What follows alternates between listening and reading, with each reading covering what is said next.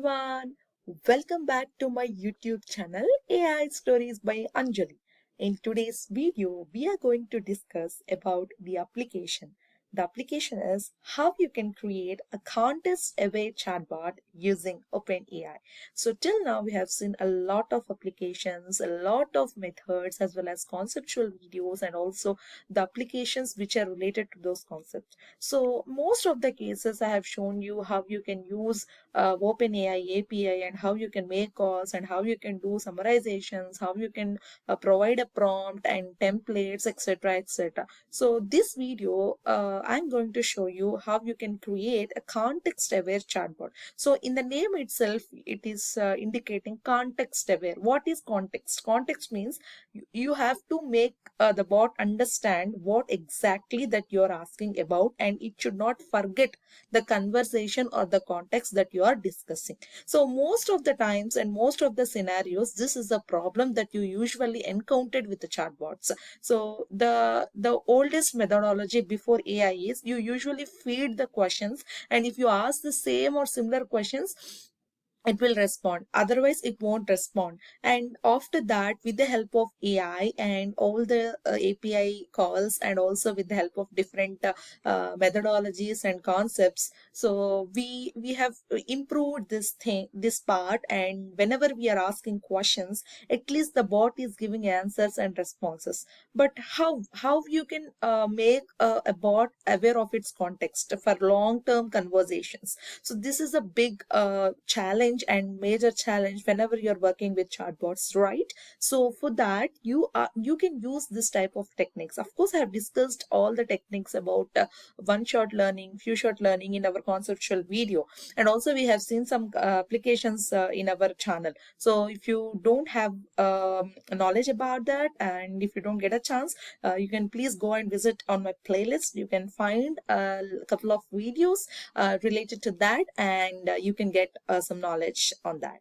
So this video is about how you can create a context-aware chatbot using OpenAI. So let us dive deep into the video. Before that, I would like to thank all my subscribers who have subscribed to my YouTube channel, and also requesting to the new watchers to please like, share, and subscribe to my YouTube channel AI Stories by Anjali. So let us dive deep into the video.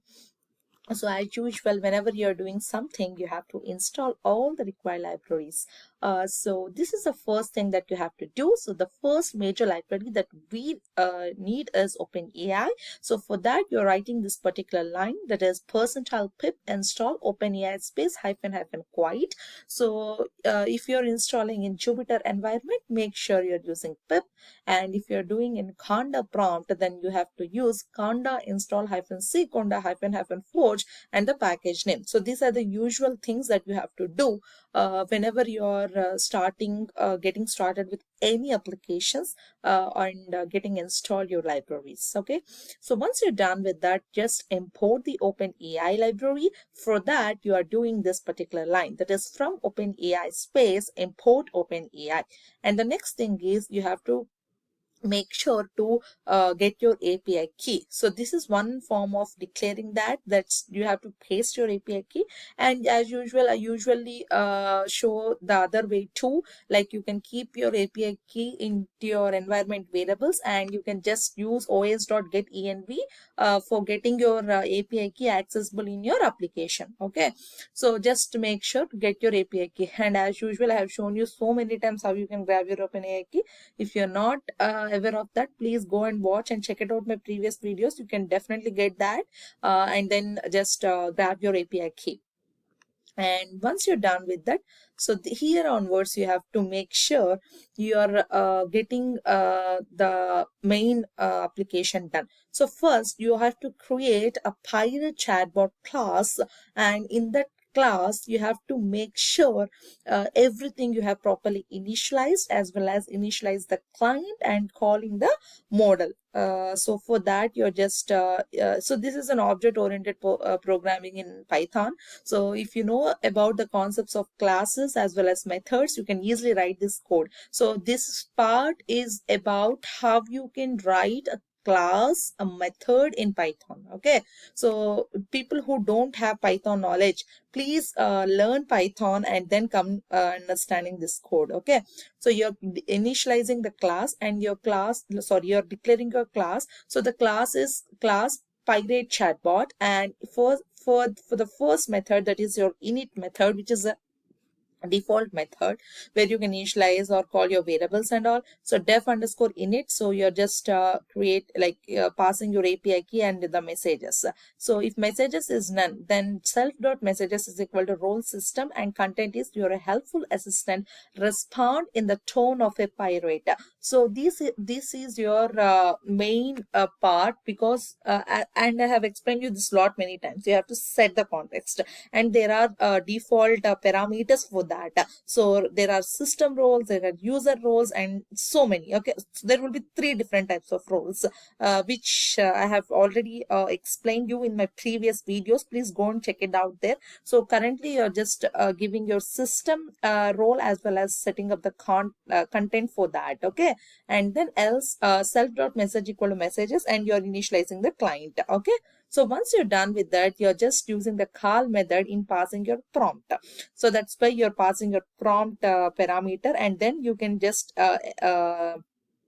append your user role, because first the system should respond, then the user should give the query, and then again. So like starting, even like if you ask the question, the system will respond. But sometimes, like the if suppose if you open something, and there will be a pop-up like of a chatbot coming on to the edge of your screen and say, hi, how are you, how can I help you? So that's part, right? So it's a very good thing, like if you get first thing from the system, and then second you respond to that, and then you ask your question, right? So that's why you're setting like that. So of course, based on your application, you can do whatever you want.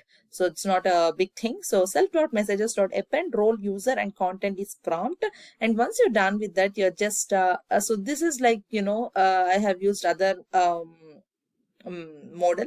So yeah, anything is fine. So I'm just explaining that. So self dot response equal to self dot client dot chart dot completions dot create. So as usual, this is a method which will accept your model, and you can instantiate that. So here I'm using GPT 3.5 turbo, and of course you can use anything. If you have GPT 4 then access, then of course, like if you have the subscription, you can just use that too.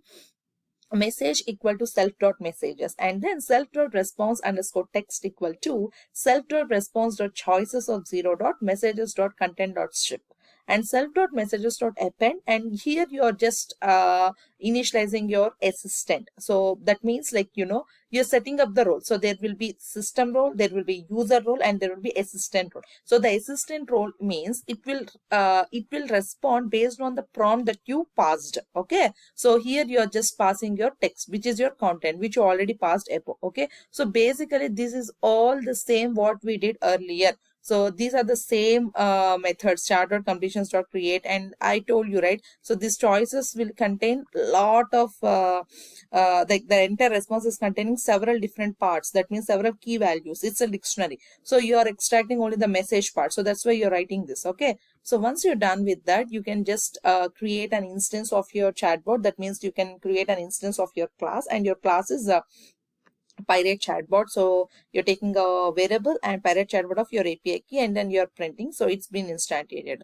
Now just ask the question. So chatbot of where is France? So this is your first question. So this is your response from your bot. Mimechi, France be a country in Europe located to the west of the continent. Yeah, can find it between Belgium and Spain, bordering the English Channel to the north and the Mediterranean Sea to the south. Is there anything else you need help with me, Hattie? So this is the response that you got from the bot. Now see, you are asking the second question. So the second question is, what is capital? So you are not mentioning that you're asking the capital of France. You're just asking what is the capital. So now see the response. The capital of France is Paris. So now see how it is aware of the context. So this is what we are doing with the help of this particular thing. Okay, so this is doing the exact part of what we need. That means keeping the context aware to the bot. Okay, so that's why it is giving the response. Now see, chat, if you are seeing the chatbot.messages, see everything you got for the system, the user, and the assistant. See what are all the questions that you asked and what are the responses it given. Everything is there. So now see again, you're just again checking. So chatbot equal parachute API key, and then I'm just feeding next message. So input, and you're asking to enter your message, and if it is like if the person presses the Q button, you just break that loop, and then if not, then reply with just chatbot next message, and you're printing that reply, and you're just moving to the next line. Okay, now see, enter your next message. So here you're asking what is the first mention of a pirate in the history. So you're asking about where the word pirate is mentioned first in the history. So it gave like this: the first mention of pirates in history dates back to the ancient times with account so and so. Okay, and then you're asking who is the greatest Pittsburgh pirate. Then it gave response. Now again, if you're asking the context, the entire context, that means you are asking chatbot messages, see everything that it's got printed. So that means whatever the context that you have been set, so everything it is able to memorize, and you can see those into the chatbot messages. Now you might ask me like how this is helpful. So the first thing is, whenever you are in a conversation or whenever you're developing a bot, it is very important to be aware of the context, because the user may feel inappropriate if he again wants to ask the same thing repeatedly in the same message. So the best example is, you asked what is France, and in the second thing you're asking what is the capital. You're not asking what is the capital of France again. So it's useless, like now just now only you kept it's France, so it should understand like, okay, this is for France. Okay, so similarly, like I think you all are experiencing in ChatGPT, right? So usually, like whenever you first ask, yeah, you will tell, and the second time, whenever modify that, sometimes it will recognize. And if you keep on asking some questions, it like, of course, so I think most of you have experienced this. It will forget, and it cannot remember the first thing, like the contest what we asked. It usually remember the previous two to three, or like two, like that, based on the power of the model that you are using, like GPT-4, GPT 3.5, like that. So it is very important to set the context. So this is one thing that is needed. And the second thing is, sometimes, like usually whenever you develop any application, or whenever you are doing any chatbot related stuff and all, it is very important for you to get the user experience and how they are, what are the most frequently asked questions, and you can maintain a database or a log for that, right? So for example, you have developed a chatbot application, and you have to say, like the best example is Amazon, or the Facebook, how they're displaying ads, like whatever you're searching, the most relevant items are displaying on your ad. So that means it's a customer sentiment analysis it is doing.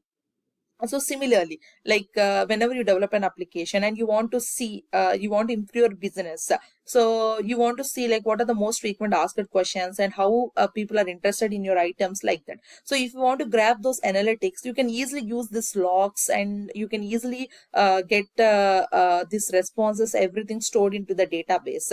And also best example is I have did one project, so earlier, so I don't want to mention about the everything details because it's a private thing. So I will just tell you the scenario. For example, if you have developed a chatbot for business, okay, and you developed everything, and you for every user you have created the response, all the questions that asked into the database. And next time if the user came, if the bot can able to memorize, okay, this guy has already came earlier, so it can able to just read the previous response what it stored in the database, and it can ask the next question or like that. Okay, so basically it can improve the user performance. Okay, so for these kind of scenarios you can use this kind of technique. That means you always make sure the bot should be aware of the context, so that we can avoid the latency, and we can improve the user performance. So for these kind of situations and for these kind of scenarios,